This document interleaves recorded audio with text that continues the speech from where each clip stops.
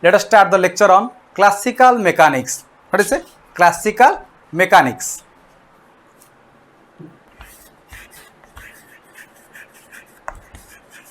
Classical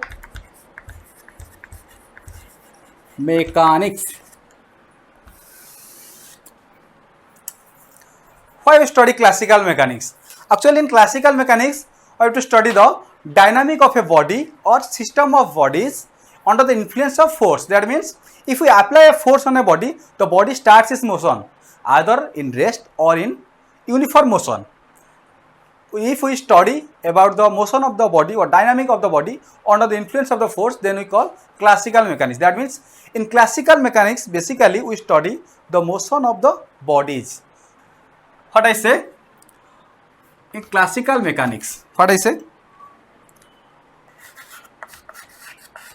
Study of dynamics of a body or system of bodies under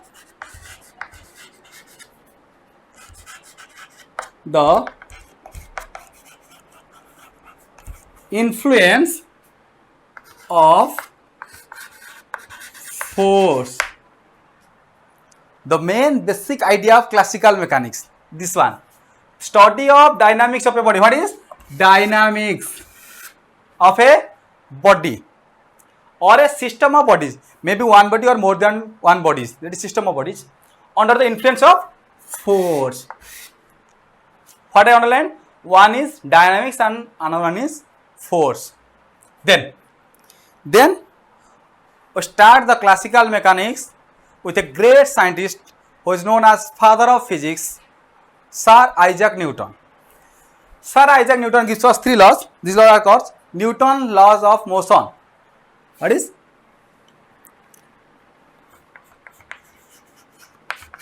Newton's law of motion.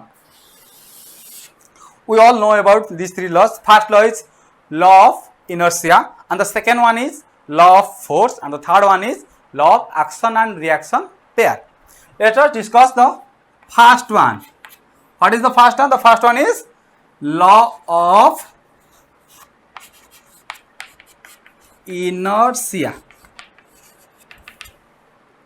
That is the law of inertia. What is the law of inertia? The law of inertia says the body continue its state of motion, that is either in rest or in uniform motion, unless and until the net external force applied on the body is equal to 0. Let us see. Here, this is a surface. Put a body here. This is the body. Body having mass small m. This is the surface and this one is the body having mass small m. If we put the body on the surface, then the body is at rest. That is, the body is at rest. If I apply a force here to pull that body, if we apply a force here to pull that body, then the body starts moving. Yes or no? The body starts moving. That is, in law of inertia, Newton says that the body continue its state of motion. What is state of motion? That is either in rest or in uniform motion, then unless and until the net external force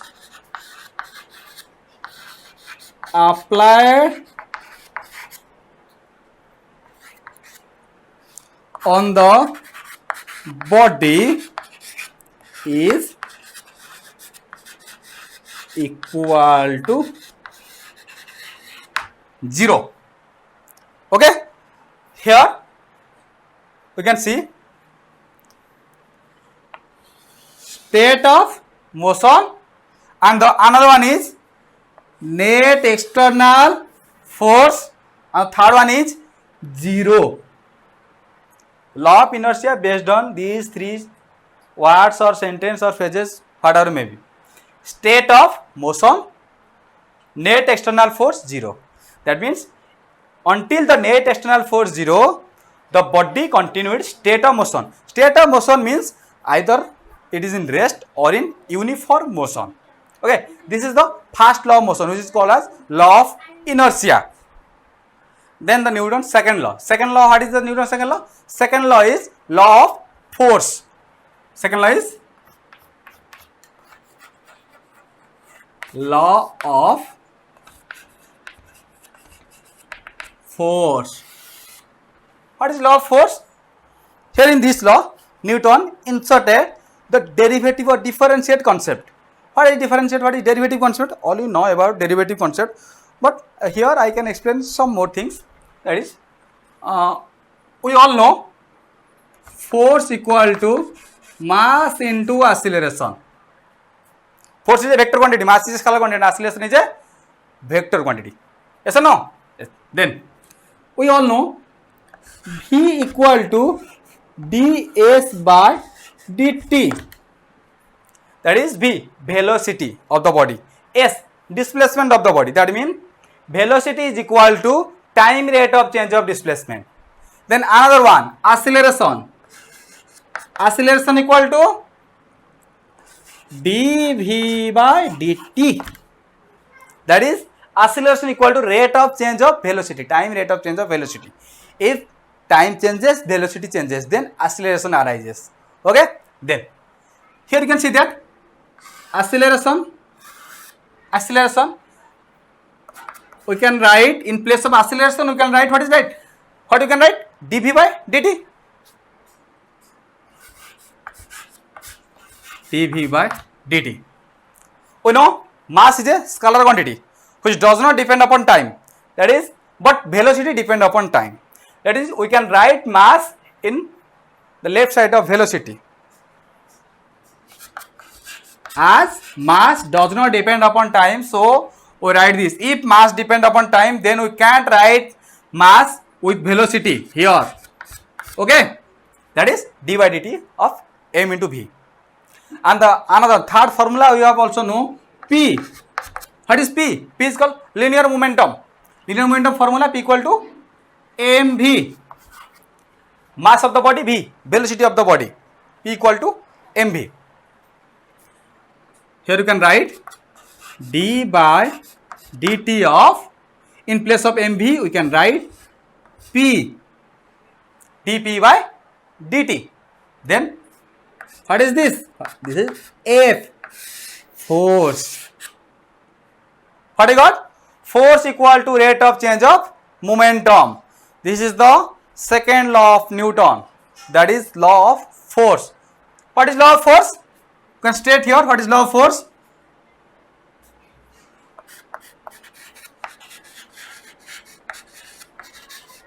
The rate of change of momentum is equal to the force applied on the body. That is, see here, rate of change of momentum. This one, time rate of change of momentum. And the second one is force. Which force? The force which is applied on the body. The force which is applied on the body. This one. This is the force which is applied on the body. Force applied on the body. And this one is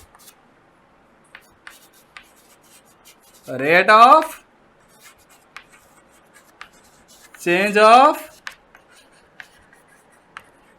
momentum, and this is the equal symbol. Actually, we wrote this statement with the help of this mathematical derivation.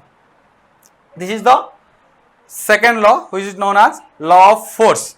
Then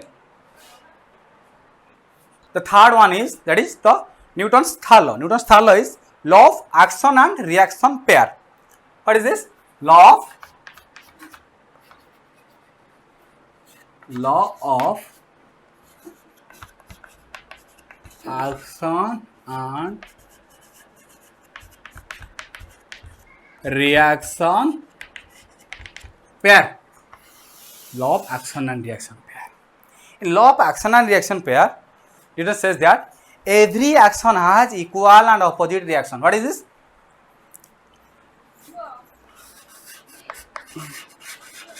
Every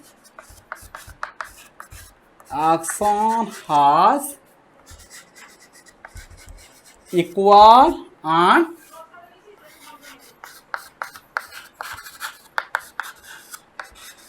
opposite reaction.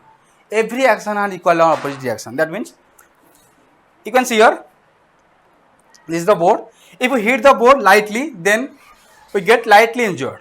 If we hit the board strongly, then we get strongly injured. Yes or not? Okay, see here. Here I take a body of mass m1 and again I take another body of mass m2. This is the first body. This one is the second body. Body 1 applied force on body 2. Then what happened? Direction of force.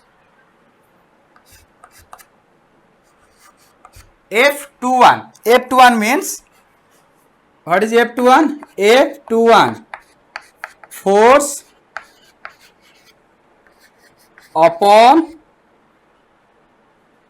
body of mass m2 due to mass m1. And the second one is F12. The second body applied force on first body. Then what happened? F12. F12 is the force upon body of mass m1 due to mass m2. And you can see here F12 equal to F21 modulus. That means here we take the magnitude only. Here we take the magnitude only. This one is the direction of force. Arrow mark indicates direction of force, and if we take the magnitude, then it is scalar quantity. This one becomes scalar quantity, magnitude of force. The force which is acted upon M2 due to M1 is equal to the force which is acted upon M1 due to M2. This is all about law of action and reaction pair. This is all about Newton's law of motion, and this is actually the fundamental of classical mechanics.